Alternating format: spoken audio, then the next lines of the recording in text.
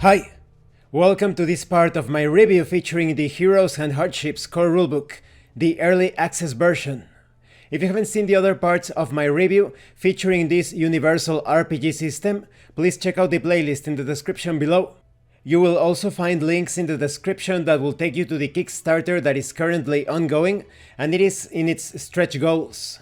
You're also going to find links to the website, to the Tetsubo section of the website. Tetsubo is an upcoming setting inspired by Japan's Sengoku era. You will also find links to the Discord and to my reviews of the Quickstart guide and the Wallace campaign setting, based on the life and exploits of William Wallace. So please check it out.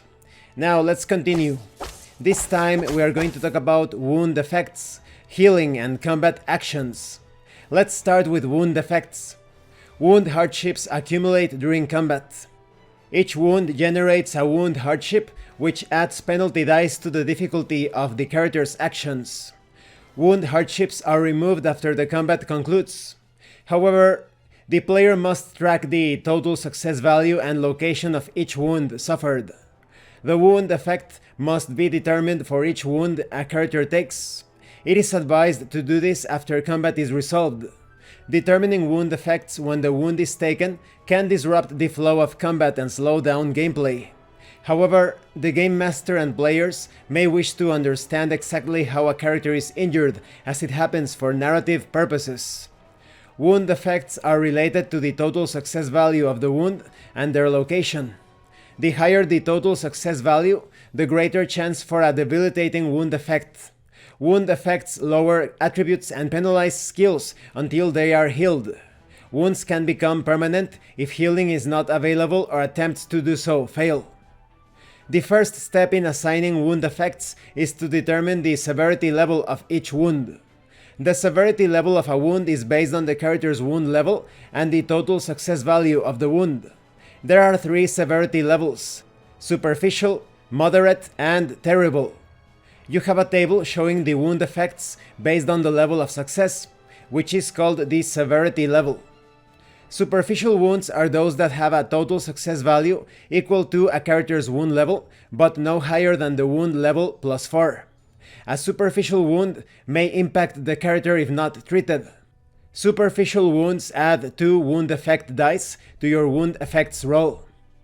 Moderate wounds are those that have a total success value equal to a character's wound level plus 5, but no higher than the wound level plus 10. A moderate wound will likely impact the character if not treated. Moderate wounds add 1 wound effect die to your wound effect roll. When it comes to terrible wounds, these are those that have a total success value equal to a character's wound level plus 11 or greater. A terrible wound will impact a character if not treated. Terrible wounds add no wound effect dice to the wound effect roll. When it comes to the wound effect dice, these are d10s or 10-sided dice used on wound effect rolls. The more wound effect dice a player rolls, the better chance a wound effect is mild. Wound effect dice do not explode. Wounds can often impact a character negatively for the rest of their life, even when the immediate aftermath of the wound is long past. When wound effects are rolled, the wound effect is applied immediately. These wound effects are tracked along with the wound that caused them until the wound effects have been healed or become permanent. To determine the wound effect, you roll and consult tables based on the hit location of the wound. When rolling for wound effects, roll 3 10-sided dice plus the wound effect dice. The wound effect dice are determined by the severity of the wound, as explained. Each wound effect has a rank, and each rank imposes different penalties to attributes and skills. No dice explode on wound effect rolls. There are 3 types of wound ranks. But before that, I must mention that there is an optional rule for less impactful wound effects. The wound effects are critical, serious, and minor wound effects. Each one of those applies a specific effect or penalty. When it comes to role-playing wound effects, Heroes and Hardships attempts to foster roleplay through mechanics. Wound effects should be described as seen fit by the game master and the player. There are no specific descriptions of wounds, such as blinded, lame, etc. The best descriptor is left up to those at the table. There are many scenarios that can cause wound effects. There is no reason to limit the details of the wound effects and how they impact various attributes and skills. Wound effects often lower attribute and penalize skill checks. However, attributes cannot normally drop below a score of 1. If any character's attribute is lowered to 0, they are considered unconscious, comatose, and such. This occurs after rolling on the wound effect table after combat. This allows the players to roleplay the effects and some last actions before slipping into unconsciousness.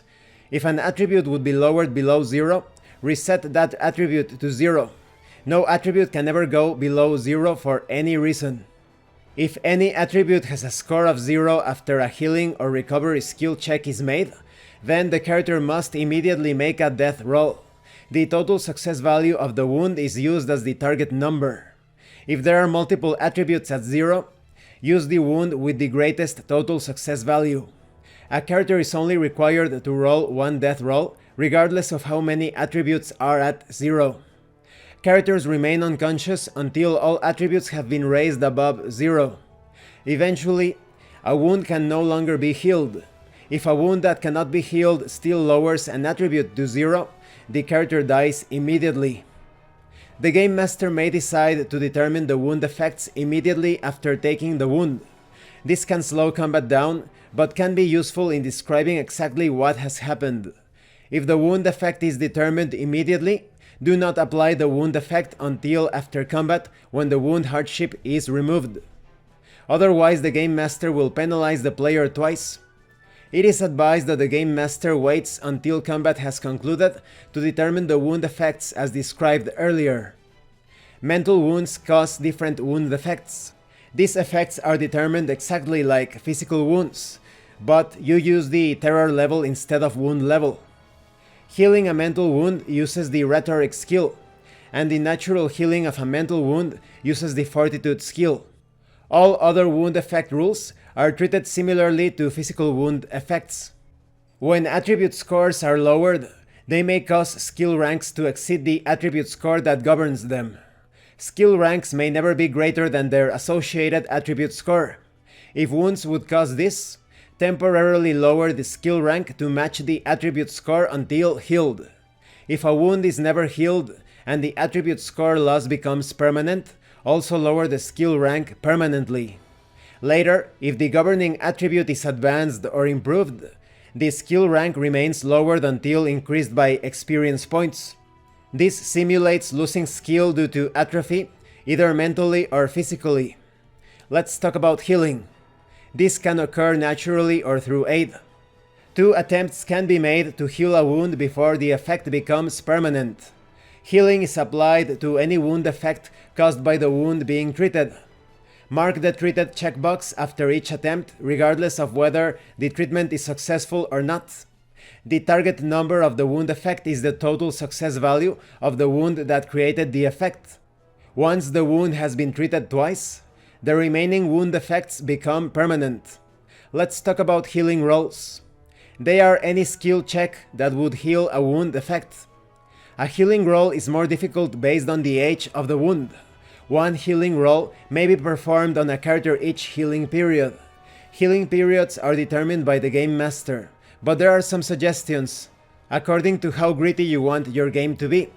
Perhaps a character recovers somewhat quickly, during a single day, or maybe you need to rest for 7 or even 14 days. Healing rolls may be made against any wound the character has, but may only be made against one wound per healing period. Any further healing against remaining wounds on the same subject must wait until the next healing period to be rolled, including the remainder of previously treated wounds. A character may attempt a healing skill check even with 0 ranks in healing. Healing is most effective the sooner it is treated. If a wound effect is treated within the first healing period of receiving the wound, there is no modifier to the healing skill check. Every additional healing period after receiving a wound, healing rolls add 1 hardship to the difficulty. This occurs even if the wound has already been treated previously, and may be added more than once depending on the age of the wound. Natural healing can occur when no one is available or willing to aid a character. Instead of a healing skill check, the wounded character makes a recovery skill check instead. Recovery is subject to the character's wound effects, if any are present. The difficulty is the total success value that created the wound effect as normal, along with any hardships for the age of the wound. The recovery skill check will be made against the wound with the highest total success value first, and will be rolled for each wound until each has been rolled for treatment twice. If the character has multiple wounds and one wound is treated, no recovery skill check is made for wounds that are not treated at the same time. However, these wounds age and begin to take hardships to heal as normal. Wound effects are healed based on their severity. Depending on the levels of success of the healing roll, different parts of the wound effects can be healed. Wound effects may impact multiple attributes and skills. Now let's talk about combat actions. There are several different action types. These action types help break down the function of combat actions even further for ease of reference. Some action types are used in both offensive and defensive actions. Some action types also have subcategories. So we have the attack type of action. It could be ranged or melee. This type of action is used to target an enemy. This can be used in offensive and defensive actions.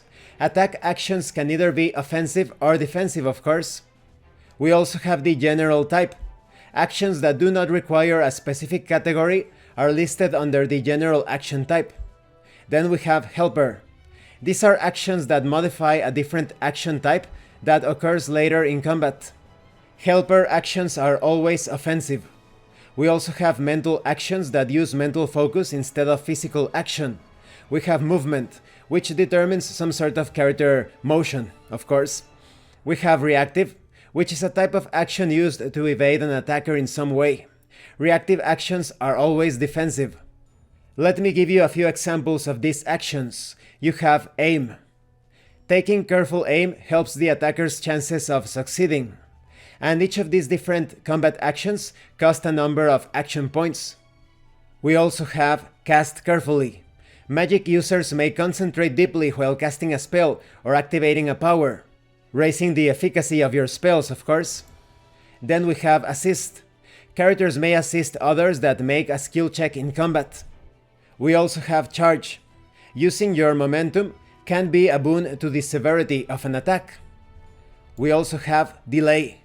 Delaying may be useful if attempting to determine the outcome of other parts of the battlefield before proceeding. We have distract.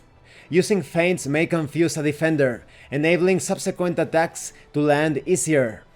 There is also block or parry, in which a defender may use a weapon or shield to block or parry a melee attack.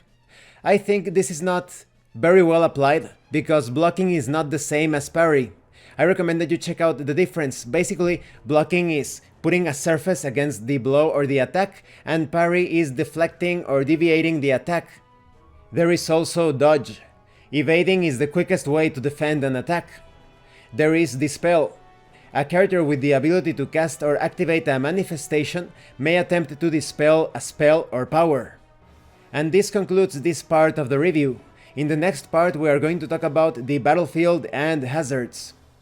So all of these different combat options are not there to overwhelm you. They are there to be applied as needed by the game master and players.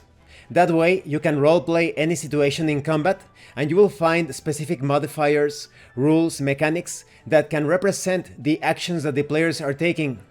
And so the results of those actions are going to color and describe what happens during a combat. This applies as well to wounds and healing. There are many ways to tweak the recovery and healing of wounds to make the game as gritty or as over the top as you want on the development and outcome of battles. Thank you for watching this part of the review, and thank you for your likes and your comments. If you have any questions or comments, please let me know. And thank you so much to those of you that are going the extra mile to support the channel. If anyone else wishes to further support the channel, the information on how to do that will be in the description below. Once again, thank you, and see you later.